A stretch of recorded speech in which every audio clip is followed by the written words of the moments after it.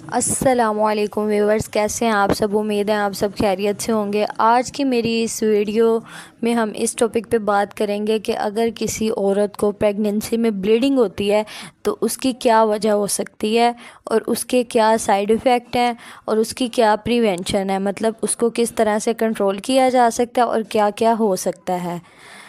APH इसको antepartum haemorrhage कहते हैं। ये जो ब्लीडिंग होती है ये 24 हफ्तों के बाद और नॉर्मल डिलीवरी से पहले होती है, 24 हफ्तों के बाद होती है।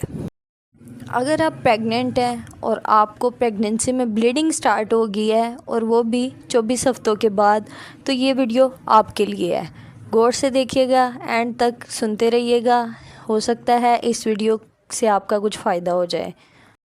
मोस्टली ये ब्लीडिंग 24 हफ्तों के बाद और डिलीवरी से पहले होती है। और अगर ये आपको अर्ली ब्लीडिंग हो रही है, मतलब 8 हफ्तों पे, 6 हफ्तों पे या इससे पहले या 12 हफ्तों से पहले, तो फिर ये अबॉर्शन की तरफ जा रहा है। लेकिन अगर ये 24 हफ्तों के बाद है तो ये APH है, एंटीपार्टम हेमरेज।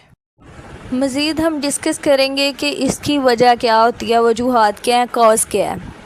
अच्छा, सबसे पहले इसकी जो मेन वजह होती है वो होती है प्लेसेंटा प्रीविया, मतलब ओल का नीचे होना। अगर प्लेसेंटा प्रीविया टाइप 4 है, उसकी चौथी किस्म है जिसमें ओल बिल्कुल नीचे होती है, तो ब्लीडिंग के बहुत ज़्यादा चांसेस होते हैं। ऐसे में आपने सिर्फ प्रिवेंशन करनी होती है, जैसे कि आपने सिर्फ परहेज़ करना होता है, ठीक है। जैसे कि आपने बैठना है तो टांगे लटका के नहीं बैठना, आपने फुट एलिवेट रखने हैं। जब आपने सोना है तो टांगों के नीचे 2 तकिए रख के टांगे ऊंची रख के सोना है। और इसमें कंप्लीट बेड रेस्ट होता है। आपने बिल्कुल भी वज़नी काम, सीढ़ियों का इस्तेमाल बिल्कुल भी नहीं करना होता।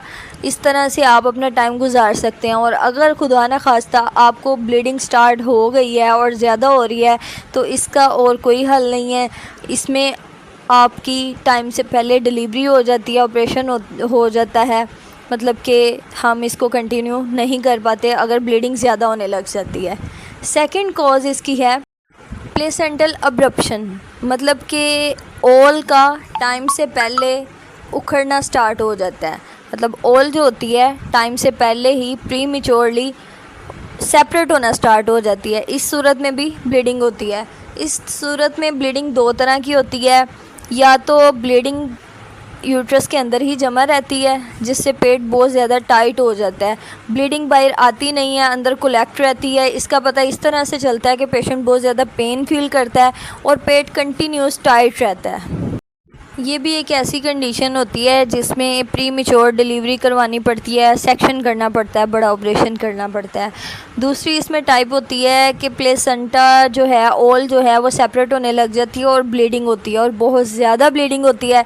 इसमें भी फौरी सेक्शन करना पड़ता है। ये ऐसी कंडीशन है जितनी भी आपको बताई गई हैं जो इन सब में स्वेयर कंडीशन होती है। मतलब आपके 2 ही सिचुएशन होती हैं, या तो आपको ऑपरेट करवाना पड़ता है, डिलीवरी करवानी ही पड़ती है, चाहे प्रीमेच्योर है, अगर 33 हफ्तों पे है तो भी, अगर 30 हफ्तों पे है तो भी, या जब भी ये ब्लीडिंग हो गई है, ठीक है। अगर तो ब्लीडिंग कम है, आपने मैनेज कर लिया, आपने परहेज़ कर लिया, इंजेक्शन लगवा लिए, जो भी ट्रीटमेंट है ले लिया, आप स्टेबल हो गए तो वेल एंड गुड। अगर कंडीशन स्वेयर हो जाए तो आपको सी सेक्शन करवाना ही पड़ता है।